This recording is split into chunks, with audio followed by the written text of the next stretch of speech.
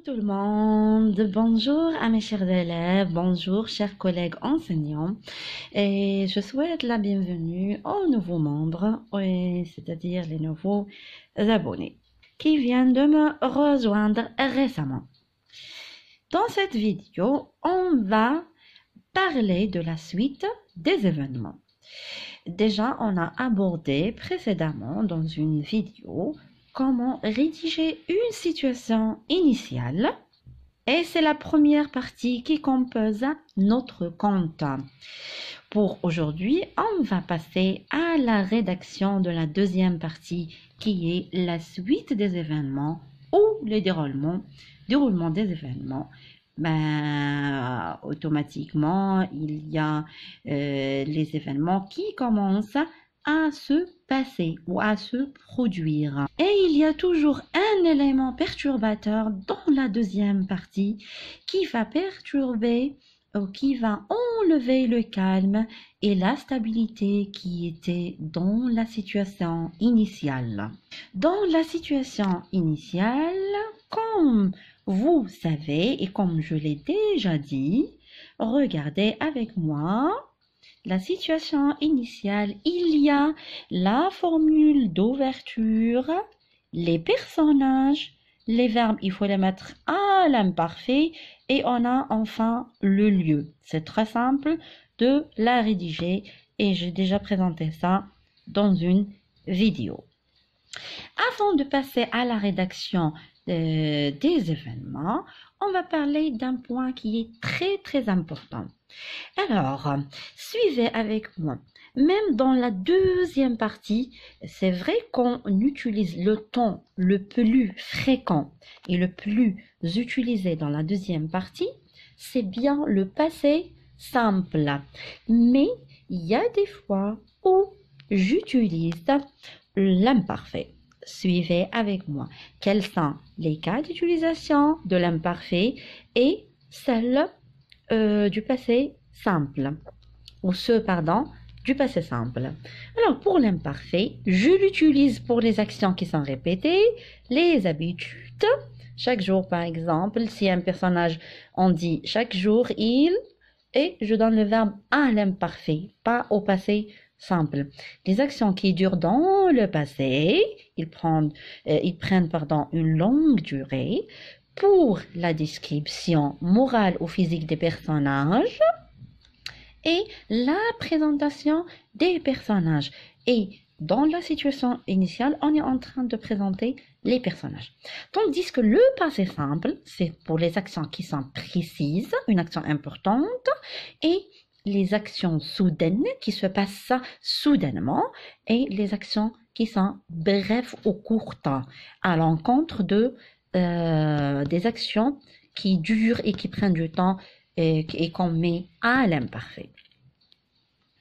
On a une consigne. Rédige la suite des événements du conte Le Petit Chaperon Rouge.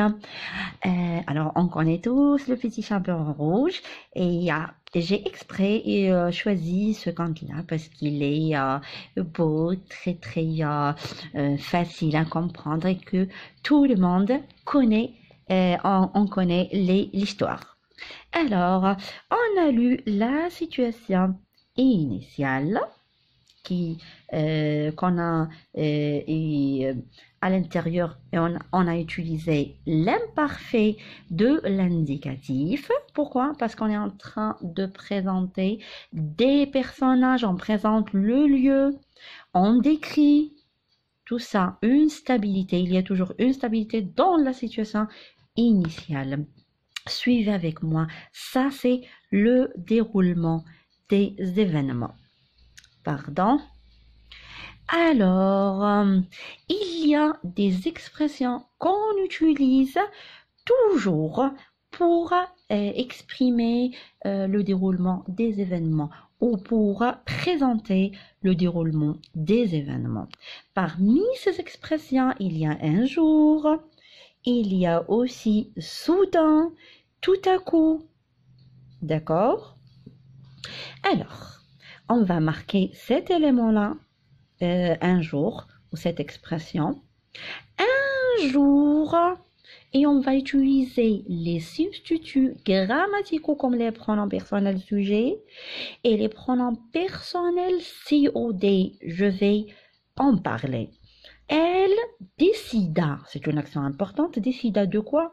De rendre visite à sa grand-mère dans la forêt. Soudain, le deuxième élément utilisé, soudain, la fillette, ça c'est un substitut lexical pour ne pas répéter la fille par exemple, ou le petit chaperon rouge. La fillette, le verbe rencontrer, rencontra le loup au passé simple, c'est une action qui est brève, et ils parlèrent ensemble au passé simple, verbe parler. Ici, il faut toujours ponctuer votre texte. Un point, les virgules. L'animal qui reprend le lot, d'accord, substitut lexical. La suivez en chemin, ça prend du temps. C'est une action qui dure dans le passé. Alors, j'ai mis ici l'imparfait. J'espère que c'est visible pour tous. Point. Il, substitut grammatical, pronom personnel sujet. Il mangea, c'est une action qui est rapide et précise. Mangea la fille et sa grand-mère. La troisième action qui est faite, c'est le fait de manger la fille et la grand-mère. J'ai utilisé aussi une autre expression, tout à coup, c'est-à-dire une action qui est soudaine. Un chasseur passa heureusement devant la maison. Et le verbe sauver, sauva, c'est une action qui n'a pas pris beaucoup de temps. Alors c'est le passé simple et sauva les deux. J'espère que tout est clair pour aujourd'hui. Alors sur ce, je vous dis, avant de vous dire au revoir, n'oubliez pas de taguer vos collègues enseignants, vos camarades de classe pour les élèves et de faire partager, s'il vous plaît, au maximum la vidéo et de mettre des j'aime et des commentaires. Bien sûr, les remarques seront les bienvenues et je tiendrai compte de ça automatiquement. Alors sur ce, je vous dis au revoir, excellente journée.